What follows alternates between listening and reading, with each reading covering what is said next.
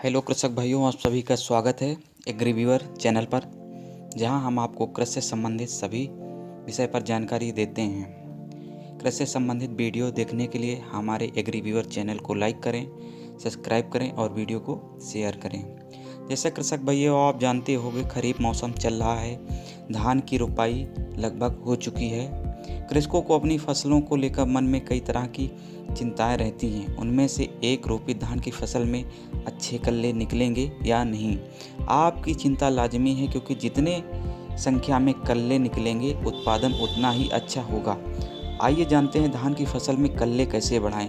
कृषक भाइयों, सबसे पहले आपसे अनुरोध है कृषक भाई, फसल की बुआई से पहले मिट्टी की जांच अवश्य करा लें, जिससे जांच के उपरांत हमें मृदा स्वास्थ्य कार्ड मिलता है। उसमें पता चलता है कि हमारे खेत में किन पोषक तत्वों की कमी है।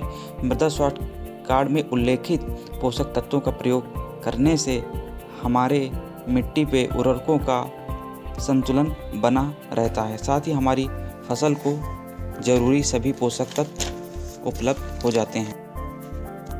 साथ ही कृषक भाई, एक बहुत ही महत्वपूर्ण बात है जो धान की फसल रोपाई करते समय ध्यान देने योग्य है।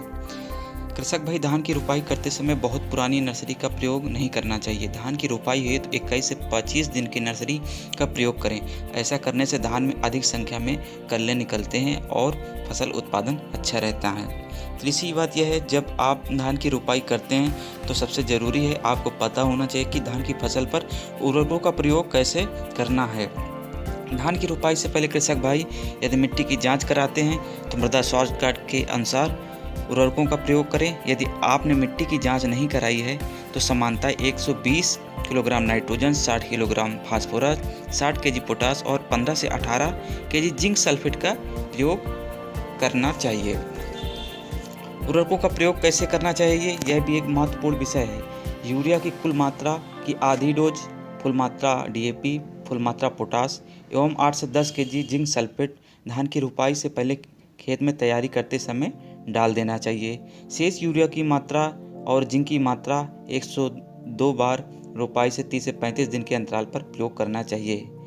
कुछ बार देखने में आया है कृषक भाई DAP और पोटास धान की खड़ी फसल पर डालते हैं। यह तरीका बिल्कुल गलत है, क्योंकि DAP और पोटास गतिहीन पोषक तत्व हैं जो जहां पर डालते हैं वहीं पे पड़े रहते हैं, जबकि यूरिया एक गतिशील तत्व है जो जमीन पर फैलता है और हमारी फसलों को आसानी से उपलब्ध हो जाता है, जबकि DAP और MOP में ऐसा नहीं है। आपने पहले बताई गई बातों के अनुसार आपने सब किया, कल्ले फिर भी नहीं निकले, तो कुछ विधियां हैं जिन्हें आप अपनाएं, कल्ले अवश्य निकलेंगे। सबसे पहले आप 5 किलोग्राम यूरिया लो और 2.5 केजी मोनो जिंक सल्फेट मिलाकर खड़ी फसलों पर 2 बार स्प्रे करें, कल्ले अवश्य निकलेंगे।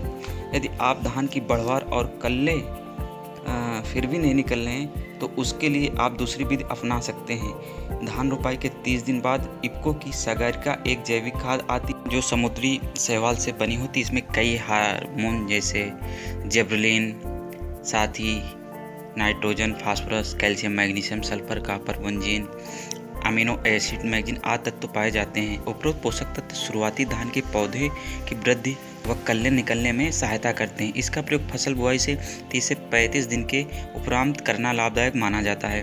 प्रयोग करने की इसमें 2 विधियाँ हैं। एक तो दानेदार सागरिका आती है, एक जो है लिक्विड यानी तरल आती है। जो दानेदार सागरिका होती है उसको हम धान की पौधों की जड़ों में 8 से 10 केजी प्रति एकड़ की दर से देना चाहिए। उसके बाद सिंचाई कर देनी चाहिए। दूसरी सागरिका जो है लिक्विड में आती है, जिसे ड्रिप सिंचाई के माध्यम से या जिस खेत में आप पानी लगा रहे हो उस खेत के मुहाने में बाटल पे छेद करके रख देना चाहिए, जिससे वो टिप टिप करते हुए उसकी बूंदें जा रहे पानी में मिल जाएं और इस प्रकार वह पूरे खेत में फैल जाता है, जिसका असर हो जाता है।